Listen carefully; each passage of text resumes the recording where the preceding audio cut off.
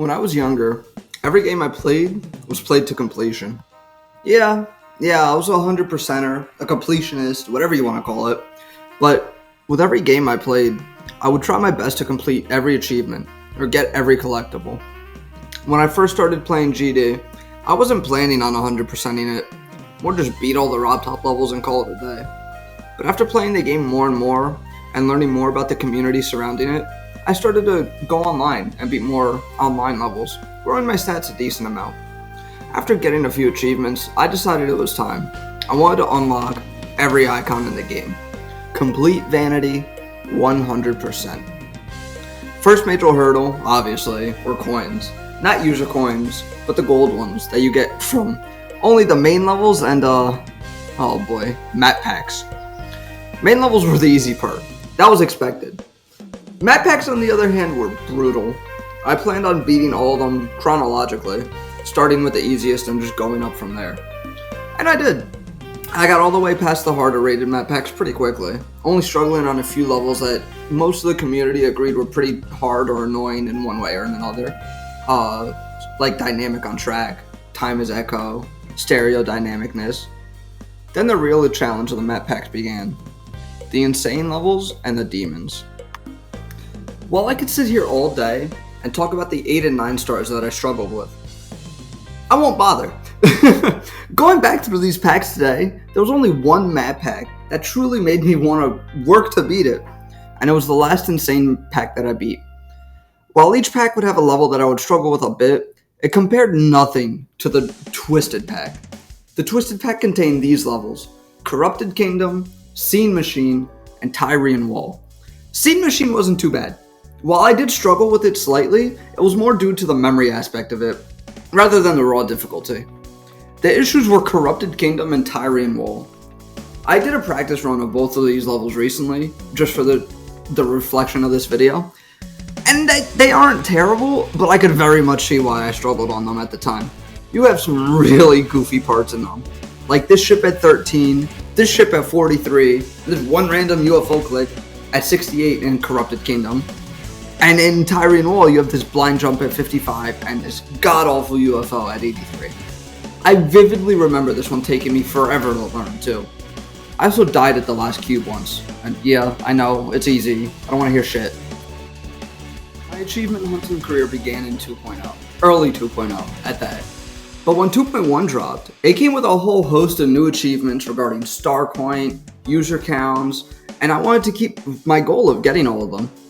Star achievements ran up to 10,000 stars, user coins going up to 1,000, and there were a bunch of new ones regarding diamonds and orbs.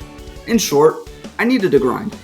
I was, at the time, only a little over 4k stars, so I really had my work cut out for me. I would always be in the rated tab looking for levels that would have songs that I liked at the time, or was by an artist that I liked, or even a creator that I was very familiar with and enjoyed their levels.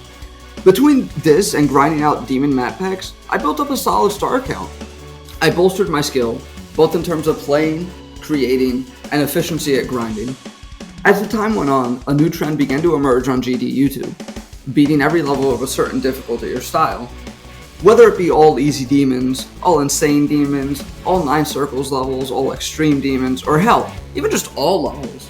People like Aeon Air, EVW, and Rico LP would announce these plans, and show their progression as they clear as many as they could. It was during this phase that I was determined that I wanted to have an accomplishment like this in my career. Imagine that, having a difficulty that you beat every level for. It's a monumental task, even on the easier ends. But that didn't deter me. I started with auto levels. I would just sit down, go through a bunch of them while doing my homework on another page or something. And after that, I began to dip my toe into 2-star and 3-star levels. I kept track of them, letting me see how many stars I had and how many I had left to go. And my star count grew, breaking into 5,000, 10,000, 15,000. Me beating all these easy levels on top of my occasional scroll through the recently rated tab and demon completions, it blew up my star count. I was in the big leagues now.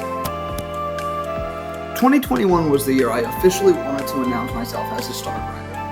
I went absolutely ham, beating pretty notable demons like Leyak, Acropolis, Supersonic, and finally completed all the auto 2-star and 3-star levels. I would split my time between experimenting in the editor, grinding anything from auto to easy demon, and beating insane demons. I grew to become a pretty well-rounded player, and would make some things in the editor that didn't look like total shit. But that wasn't my main goal.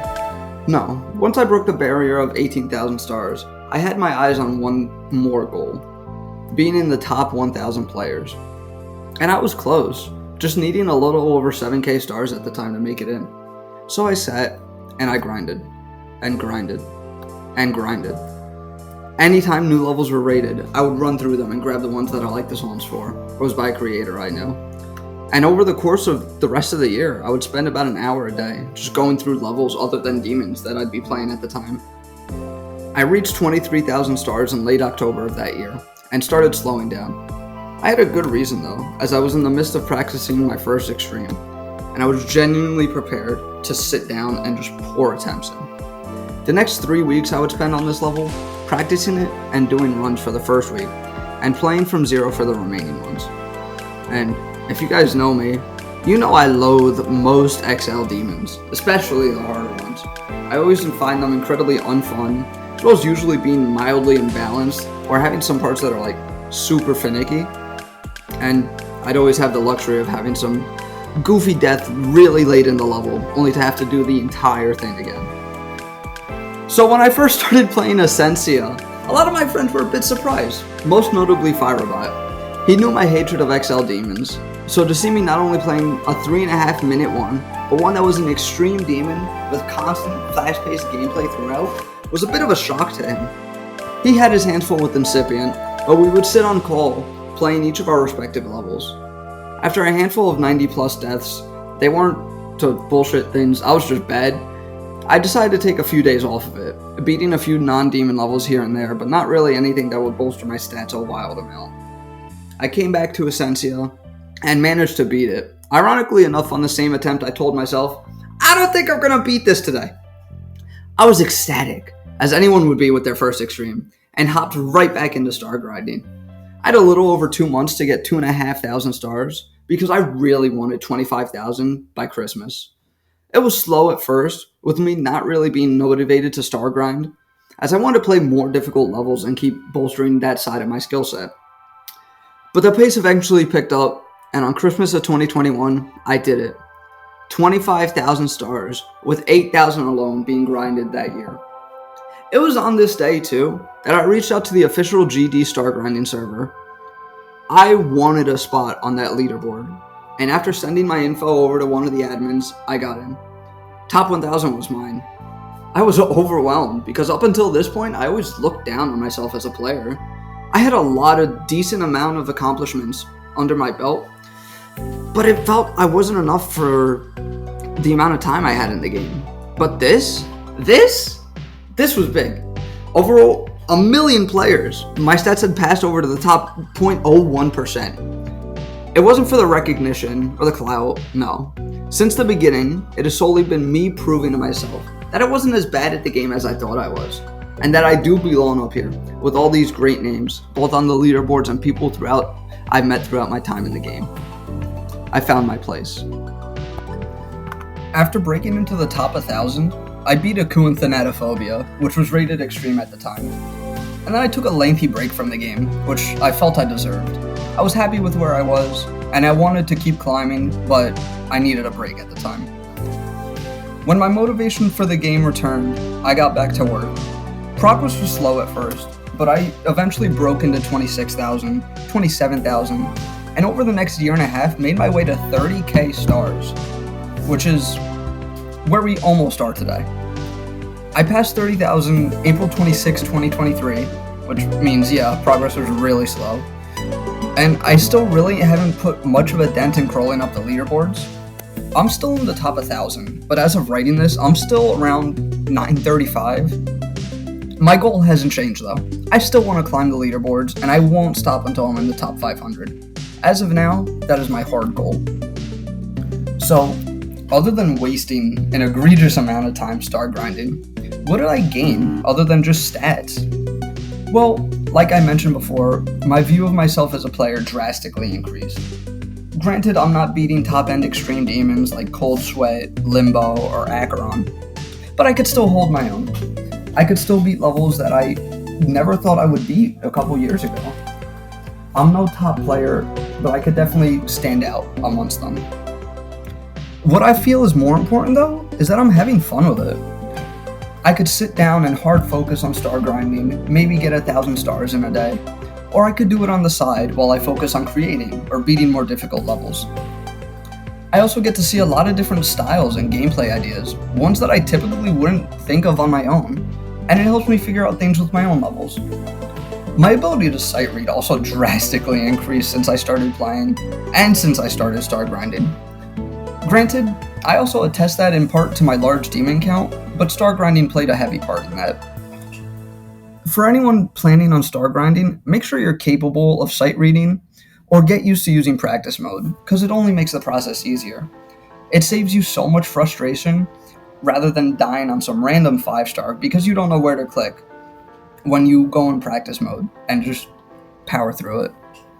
While I could wrap up this video with a long speech about what it takes to star grind, I think that's best saved for another video, as this one's kinda lengthy on its own.